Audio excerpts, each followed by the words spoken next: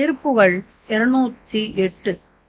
கடாவினிடை வீரம் கெடாமல் இனிது ஏறும் கடாவின் நிகராகும் சமனாரும் கடாவி விடு தூதன் கெடாத வழி போலும் கனாவில் விளையாடும் கதை போலும் இடாது பல தேடும் கிராதர் பொருள் போல் இங்கு இராமல் உயிர் போல் இங்கு இதமாகும் இதாம் என இருபோதும் சதா இன்மொழியால் இன்று யானும் உனை ஓதும்படி பாராய்.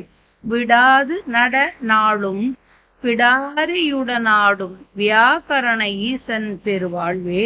விகாரமுறு சூரன் பகாரமுயிர் வாழ்வும் விநாசம் ஊற வேல் அங்கு எரிவோனே.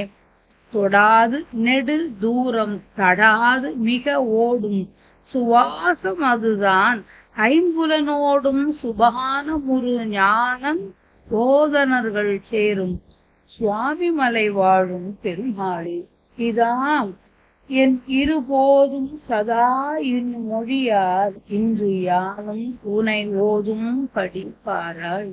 இடாது பல தேடும் கிராதர் பொருள் போல் இங்கு இராமல் உயிர் போல் இங்கு இதமாகும் இதாம் என இருபோதும் சதா இன்மொழியால் இன்று யானும் உனை ஓதும் படி பாராய்.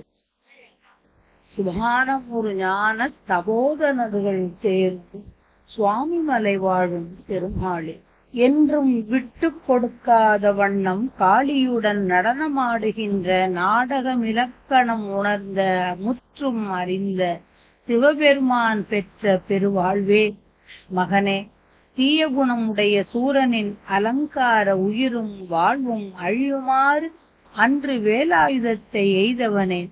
தொடை இயலாமல் நீண்ட தொலைவு தடைப்படாமல் அதிகமாக ஓடும் மூச்சையும் ஐம்புலன்களையும் நன்மையாய் உள்ளே அடக்குகின்ற ஞானமுடைய துறவியர்கள் குழுமியுள்ள சூழ்ந்துள்ள சுவாமிமலையில் வாழ்கின்ற பெருமாளே. எருமை கடாவின் மீது தன் வீரம் குன்றாமல் இனிதே ஊர்கின்ற